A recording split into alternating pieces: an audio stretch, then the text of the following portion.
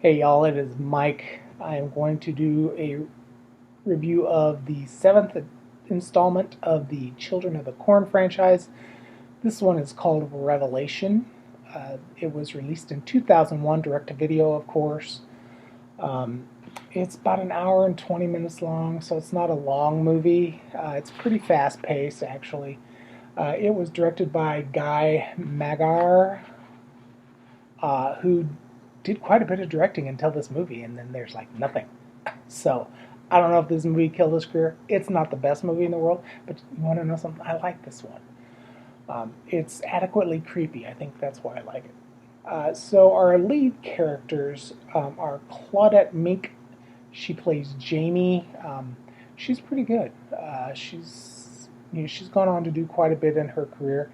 Also, Kyle Cassie plays Lieutenant Armbrister. He has also had quite a career, and then one of the side characters. There's a few.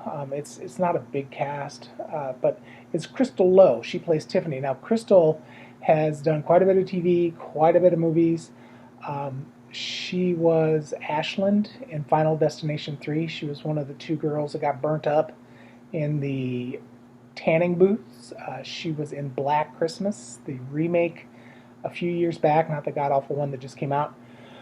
She was also in Wrong Turn 2, Snakes on a Plane, Insomnia. She's done quite a few horror movies. So yeah, she's been around. And then there are some other interesting characters, but really, though, the main two are Jamie and Armbrister. So this movie has, once again, very little to do with the actual Children of the Corn, other than the fact that there are children in the movie, freaky children. Back to the freaky children. We kind of got away from the freaky ones in 666, and now we're back to freaky, mainly two freaky little kids, two little blondes that look like they have a serious, like, sleep deprivation thing going on with the dark, sunken eyes. So we have that, and we have this creepy uh, condo play apartment building that is built out in the middle of a cornfield. I guess you do that in Nebraska. I don't know. Anyway, so we have that, and then we have this side story of this little boy preacher named Abel, who was having a revival and killed all of his followers in a fire. And then we find out that the grandma in the movie is a survivor of that. So Jamie can't get a hold of her grandma. She's trying to, call her or whatever, and grandma's not responding. So Jamie goes to this god-awful apartment building. So, yeah, there's like corn all over the place, corn husks, of course. When the movie first starts, the corn's not right up to the building, but as the movie goes along, the corn gets closer and closer. And then we meet the cast of characters that are in the movie. We have the building manager. Yeah, he's quite interesting. And then he's kind of a young guy on drugs. Opens the door smoking a bong. Then we have Tiffany, who is the Crystal Lowe. She is a stripper, but she's a fun little character. And then they just call him Cranky Old Man. He's in a wheelchair and he cusses at everybody. And then we meet this kind of crazed guy that lives there, runs around with guns and patrols the building. Don't really get a name on him either. I don't remember a name. Let me see real quick if they have a name for him. So yeah, this movie is set in Omaha, Nebraska. Okay, so the crazy guy, the crabby guy, yeah, and then the crazy guy is I don't see his name, Stan, and then the building supervisor is Jerry. So what happens is we see Grandma at the beginning of the movie having a terrible nightmare and waking up and being called out to the outside of the building, and she runs out of the building saying, I will protect you, or I will find you, or I will save you, or whatever. And then we have Jamie showing up at this building and kind of checking out her grandma's apartment, trying to figure out why she would give up her beautiful house to move into this place. And that's where eventually we find out that that building was built on the place where the fire that killed all the kids, including Abel, is built right on top of that location. And okay, so that's kind of weird. And then she's trying to check out the building. She's noticing all of a sudden like there are these wreaths showing up on people's doors or apartments, people's doors. She's not really sure what that's all about, so she goes down to the basement just to check it out. She finds this room where they're growing tomatoes and stuff. I don't know, but it's all blood. So, if she breaks one open and there's like blood all over her. And then the crazy guy with the gun shows up and tells her to stay out of the basement. She's like, yeah, I'll stay out of the basement. So then she goes to this little grocery store, and the owner is in there, and then the two little wacky blonde kids show up and play a video game. I don't know, guys. But then the black guy, the owner, is like, these kids are crazy and creepy, and we just got to deal with them. And then she goes back. And she kind of is reading. She's confused because her grandma has a Bible in her room. Now, her grandma was an atheist, so she couldn't figure out what that was all about. So then she goes to the police. She meets the armbruster. He gives her some information. She does some more checking around.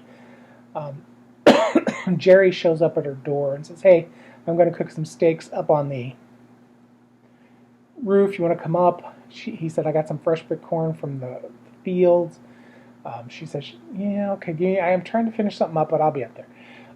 So she goes up there and, or he goes up and he starts cooking kind of while he's getting high.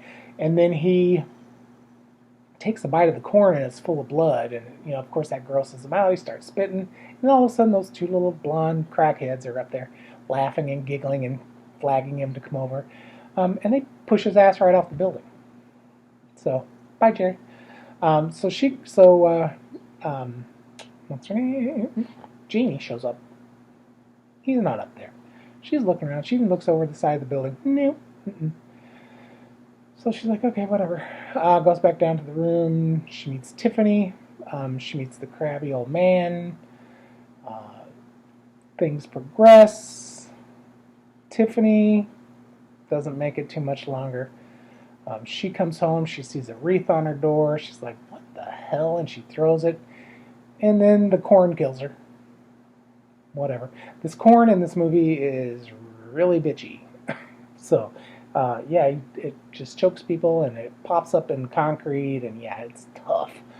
And then we have the crabby old man who, they kind of wheeled his wheelchair right out off the staircase. And then we have the guy with a gun who comes to Jamie's door and said, yeah, I'm the last one here. Well, you were the last ones here, but I'm getting out of here. You better take care of yourself. She's like, yeah, okay. He gets on the elevator, and that's pretty much it for him. I'm not going to tell you how he dies. It's not gross. And then we have Jamie going to the grocery store. The grocery store is all tore up. Those kids keep coming to her, and she tries to talk to them and be nice and give them quarters to go play the game. She goes in the store. It's all tore up. She doesn't notice that the owner's head is in her refrigerator by the milk. Yeah. So Jamie Armbruster figures out some stuff. Jamie figures out some stuff. She tries to put an end to it. The kids, finally, there are more of them come after her because you keep hearing kids laughing but you don't see a whole lot of kids throughout the movie.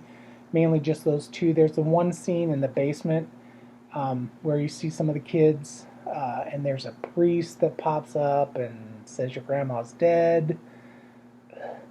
Um, so yeah, that's kind of the synopsis. We have the corn fighting Jamie, Jamie fighting the corn, Jamie fighting the kids, and then Armbruster saves the day, and then the building blows up. The end. Uh, this one, for some reason, I like this one, even though it is awful.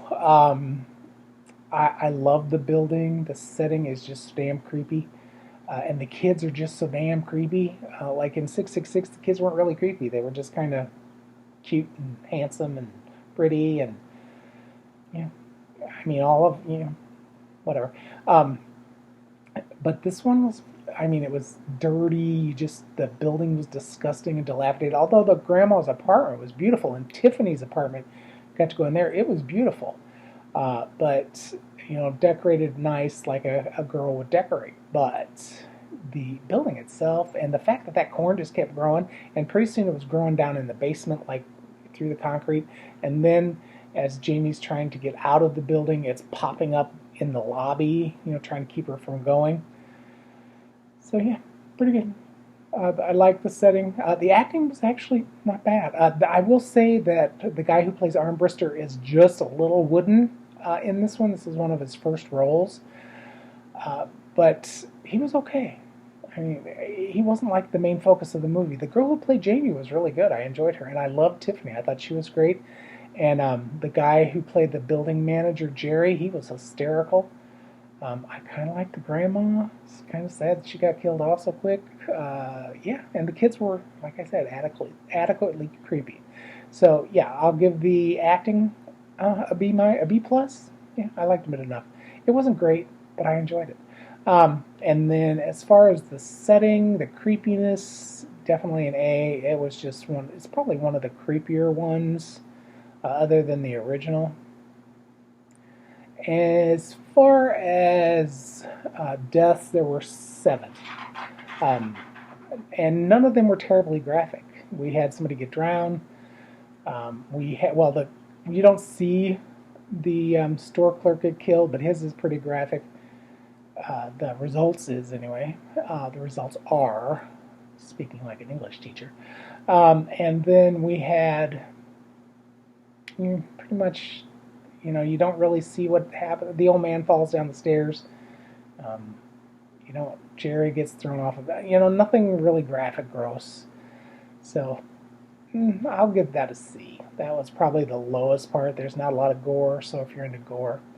As far as believability, there was a certain feeling to this movie. I can't exactly describe the feeling that it gave me. But I have been in like old buildings in New York and stuff where the hallways were pretty dirty and filthy and full of stuff. So, I kind of felt this one as far as believability and buy-in. As far as watching it again, oh yeah, I love this one. I remember this is one of them that I remember that made me want to watch them again. I just couldn't remember which one it was. So, overall, I'll give this movie a B, and yeah, it'll stay on the shelf. Alright guys, that's it for part 7. I have 3 more to watch. There were 3 more of these. There's a remake. There's another one. The one remake is TV. I don't know what the other one is. And then there's one I think called Genesis. So, onward and upward. Thanks. Talk to you later. Bye.